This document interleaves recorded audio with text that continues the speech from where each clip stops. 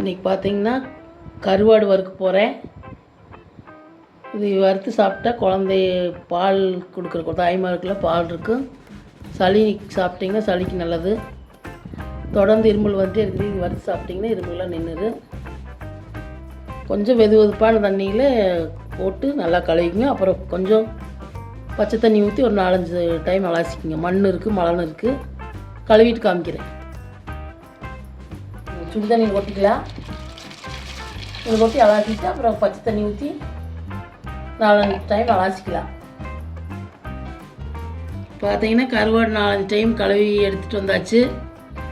வெந்தண்ணியில் ஒரு டைம், சும்மா பச்சை தண்ணியில் 4-5 டைம் கழுவியாச்சு சுத்தமாக. அது வறுக்கிறதுக்கு தேவையான பொருள் பார்த்திங்கன்னா 2 பச்சை மிளகா, ஒரு பெரிய வெங்காயம், கொஞ்சம் கருவேப்பிலை, கொஞ்சம் கொத்தமல்லி தழை, ஒரு 1/4 மூடி தேங்காய், இதெல்லாம் போட்டு எப்படி செய்யணும் காமிக்கிறேன். அடுப்பு பற்ற வச்சுக்கோங்க. வடைச்சட்டி வச்சுக்கோங்க.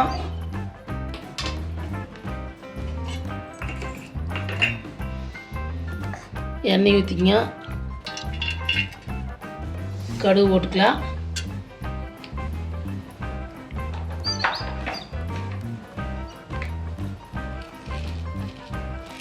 கடலைப்பருப்பு போட்டுக்கலாம்.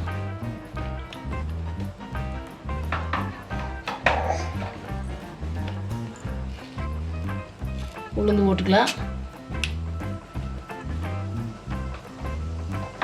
இதை பொரிட்டு வெங்காயத்தை போட்டுக்கலாம்.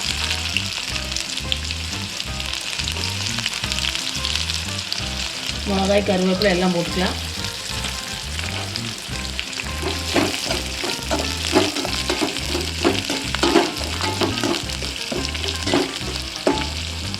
கருவாடு பார்த்தீங்கன்னா சும்மாவும் சாப்பிட்லாம், சைட் டிஷ்ஷாக ஏதாச்சும் வச்சும் சாப்பிட்லாம். நீங்கள் ஏதாச்சும் கிளறு சாப்பாடு ஏதாச்சும் அந்த மாதிரி வச்சும் சாப்பிட்லாம்.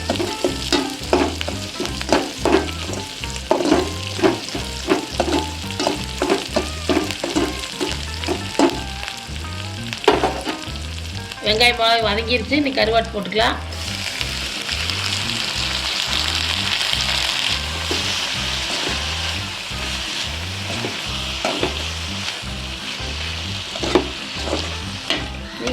வரமிளகாய் வேணாலும் சேர்த்துக்கலாம். நாங்கள் பச்சை மிளகா போட்டுக்கிறோம். பச்சை மிளகா சேராது, வரமிளகா போட்டுக்கணும். உப்பு சேர்த்துக்கலாம்.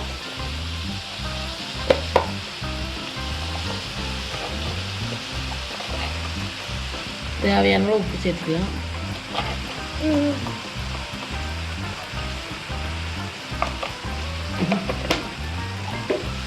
கொஞ்சமாக தண்ணி தெளிச்சுட்டுக்கலாம். அதிகமாக வேண்டியதில்லை,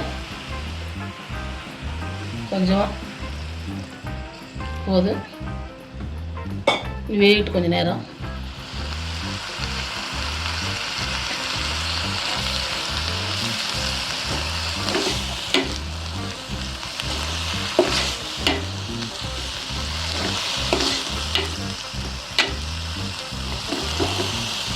கொஞ்சமாக மஞ்சள் சேர்த்துக்கலாம்.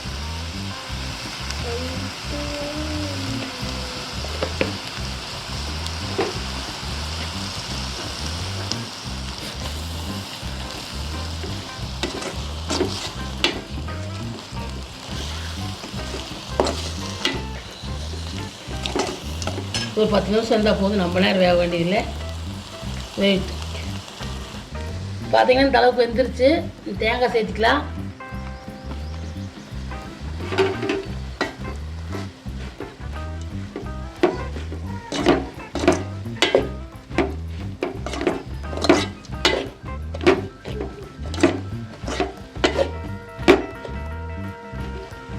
கொத்தமல்லி தழை தூவிக்கலாம்.